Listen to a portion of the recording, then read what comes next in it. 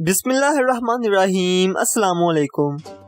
ترکی کے موجودہ صدر جناب رجب طیب اردگان مسلم دنیا کے ہیرو ہیں۔ مسلمانوں پر کہیں پر بھی ظلم ہو، چاہے وہ عراق، شام، برما، فلسطین یا کشمیر ہو، طیب اردگان سب سے پہلے کھل کر سامنے آتے ہیں۔ طیب اردگان 2003 سے 2018 تک ترکی کے وزیر اعظم رہے۔ 2018 میں انہوں نے ایک بار پھر کافی باریک اکثریت سے صدر کا عہدہ حاصل کیا اور اب وہ مسلم دنیا کے ہیرو کے نام سے جانے جاتے ہیں۔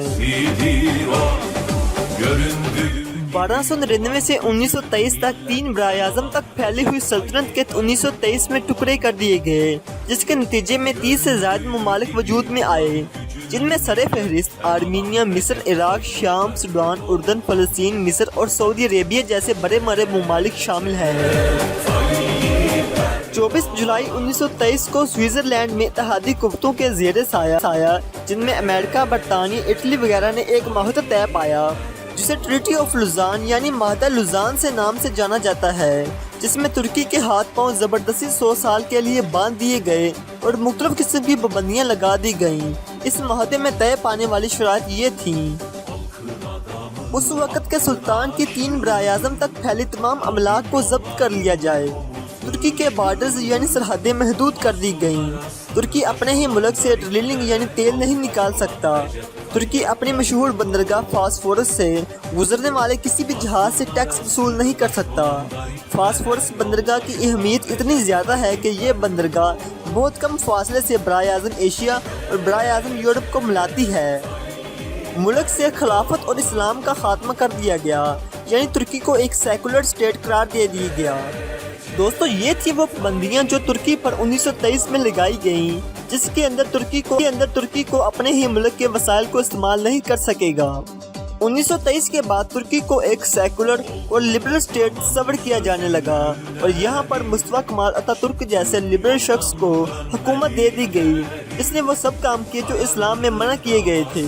حجاب پر پابندی، زناکاری، شراب نوشی عام ہونے لگی اور دیکھتے ہی دیکھتے ترکی سیکولر ملک بن گیا، جیسا کہ یہودی اور غیر مسلم اتحادی قوتیں چاہتی تھیں۔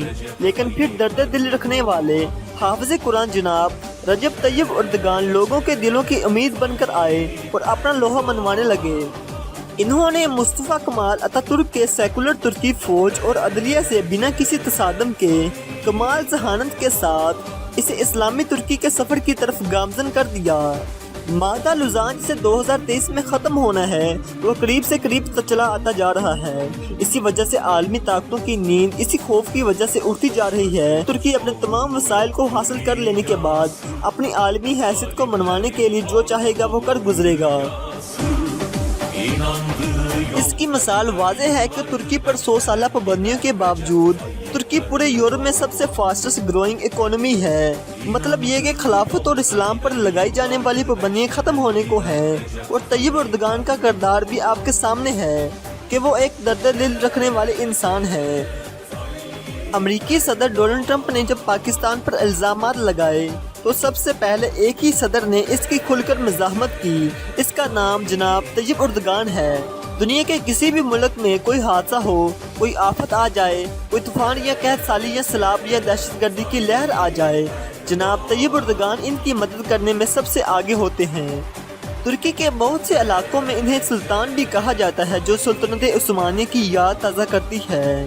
یہی وجہ ہے کہ عالمی قوتوں کو ڈر ہے کہ پھر کہیں اہل ترکی طیب اردگان کی سربراہی میں خلافت کی طرف گامزن نہ ہو جائے۔ اسی وجہ سے 15 جولائی 2016 کو امریکہ کے کہنے پر ترکی میں فوج نے بغاوت کر دی اور مارشل لا لگانے کی کوشش کی، مگر عوام نے ٹینکوں کے اوپر اور نیچے لیٹ کر فوج کو روکا اور ان کی حکومت کو بچایا۔ اس سے واضح ہے کہ عالمی قوتیں ترکی سے کتنا خوف زدہ ہیں۔ دوسری طرف دجالی سوشل میڈیا وار کے ذریعے امریکی ٹیکنالوجی، معیشت اور جنگی ہتھیاروں کا خوف پوری دنیا پر بٹھا دیا گیا ہے، جو کہ بالکل جھوٹ ہے۔ اصل حقائق اس سے بہت مختلف ہیں۔ اس کا ثبوت پاکستان میں نیٹو کے 20,000 سے زائد کنٹینر، جن میں اسلحہ، مشینری اور ٹیکنالوجی سے لدا ہوا سامان تھا، غائب ہو گیا یا چوری ہو گیا۔ آج تک دنیا کی مکمل جدید ٹیکنالوجی مل کر بھی ان کا پتہ نہ لگا سکی۔ یہ وہ امریکہ ہے کہ جو اپنی سیٹلائٹ کی تعریف کرتے ہوئے نہیں تھکتا۔ اس کے بعد آج تک پوری دنیا مل کر پاکستان کے ایٹمی اثاثوں کو نہیں ڈھونڈ پائے، کیونکہ پاکستان کے ساتھ روحانی طاقت ہے اور اللہ ہمارے ساتھ ہے۔ یقیناً طیب اردگان بھی ان تمام واقعات سے آشنا ہے اور 2023 کے بعد پوری غیر مسلم طاقتوں کو ٹکر دینے کے لیے تیار ہیں۔ دنیا ایک بار پھر سے بدلنے والی ہے۔ آنے والے 3 سال انتہائی اہم ہیں اور غیر مسلم طاقتیں ایک دفعہ پھر آخری حربہ استعمال کر رہی ہیں، لیکن مسلمانوں کو اسباب پر نہیں، مسبب الاسباب پر توکل کرنا چاہیے، کیونکہ مسلمانوں کا ایمان ہی ان کی سب سے بڑی طاقت ہے۔ تبھی تو غزوہ بدر کے 313 مجاہدین 1000 پر غالب آئے۔ دوستو، امید کرتے ہیں آپ کو آج کی یہ ویڈیو کافی انفارمیٹیو لگی ہوگی اور آپ کو پسند آئی ہوگی۔ دوستو، اگر آپ چاہتے ہیں کہ ایسے ہی مزید انفارمیٹیو ویڈیو دیکھیں تو ہمارے چینل فیکٹس فائنڈنگ کو لازمی سبسکرائب کر لیں۔ میرا نام تھا محمد عمران اور آپ دیکھ رہے تھے فیکٹس فائنڈنگ یوٹیوب چینل۔ ملتے ہیں ایک اور نئی ویڈیو کے ساتھ، تب تک کے لیے اللہ نگہبان۔ Oldu her zaman sözünün eri.